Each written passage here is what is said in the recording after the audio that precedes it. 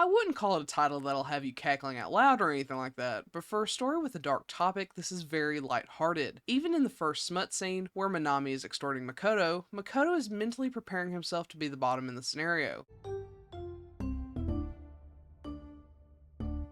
Hi, welcome back to my channel. Today, we'll be discussing Spend Wisely by Niyama. And just to let you guys know, this review is brought to you by those who voted in my poll. So if you haven't already, go ahead and click subscribe and get your BL Library card for the BL Library. And then you can decide what I review next. Before we get started, there will be spoilers, so if you don't want to be spoiled on this manga, go ahead and click off now. No worries, I'll catch you next time. For those of you who decide to stick around, let's go over some content warnings. There may be references to financial abuse, age gap, sex work, mentions of death, extortion, child abandonment, non-con, overwork, excessive drinking, violence, sexual assault, power imbalance, exotification, and experience gap, as these things do appear in the manga. But if that's okay with you, let's go and get started.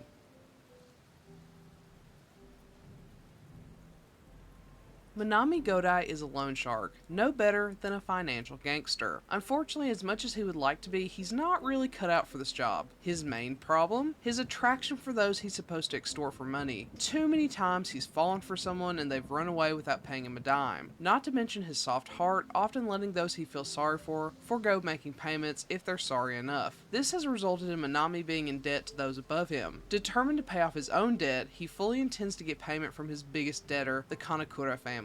The father, who was the principal debtor, had disappeared, leaving behind his two sons, whom Manami intends to extort for the remainder of his debt. When Manami and his right-hand man find the Kanekura household, they find a humble shack in disrepair and an unkempt yard. Manami's heart is already stirring, feeling for the people here, but he holds firm and tries to get in contact with those who live there. There are supposedly two brothers and their grandmother living there, and upon first contact, Manami meets the younger brother. The young man is cute, but far too young for Manami's liking. It's not long after, however, that he meets the older brother, who couldn't be any closer to Manami's type. While he needs money, he wants Makoto Kanekura, and after some gangster level coercion on his part, he gets just that. And he makes Makoto an offer he can't refuse. Every time they have sex, Manami will take off $300 from the debt. Makoto, an upstanding and honest guy, still intends to pay back the debts with cash, but he can't help coming to Manami time and time again for more. The pleasure he gets from Manami is priceless.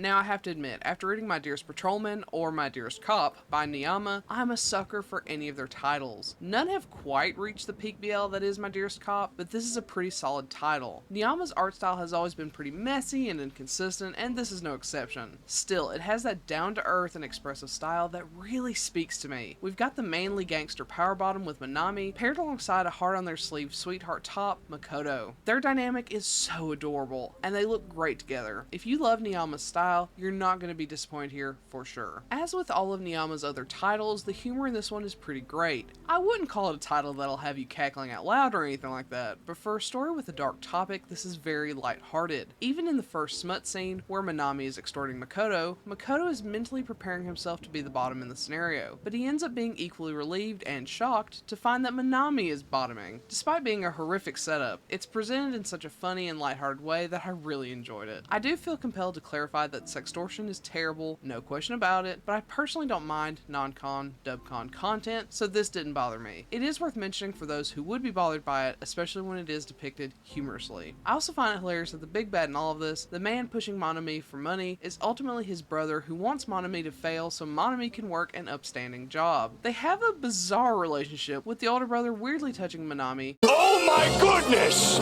But it's still so funny. I love when a character comes from a family of gangsters or mafia members only to be immensely doted on and loved. The majority of the story builds up like Manami is going to be harmed or extorted if he isn't able to make the money, which spurns Makoto on to save Manami from himself. Similarly, we get a lovely reveal that Makoto's father did leave to find better work rather than abandoning the family. Another unexpected reveal that emphasizes the series' lighthearted tone. It's a really nice change of pace from the darker BL work out there. Unfortunately, as much as I love the main story and Niyama's work in general, the extra story, Magic Banana, Banana, provided in this series, is not my favorite. I'd say the art quality for the extra is far better than what's in the series itself, which is nice, but the content is not the best. It's a completely separate story with main characters that are not at all related to Manami and Makoto. This instead follows Ryotaro, a researcher and scientist obsessed with bananas. It's all good so far. I love an on-the-nose setup like that, and I was all ready for some cute smut. Unfortunately though, this gives me icky vibes. Our younger top, Ryu, lives on what appears to be a secluded island, but is called a, quote, jungle boy. I don't think this was intended to be racist, but it definitely comes off as such at worst and exotification at best. It's a shame because I like the dynamic between these two, but it's so uncomfortable. I could have really done without the story. Thankfully, you can skip it entirely without missing anything from the main story, but it's still unfortunate that it exists all the same.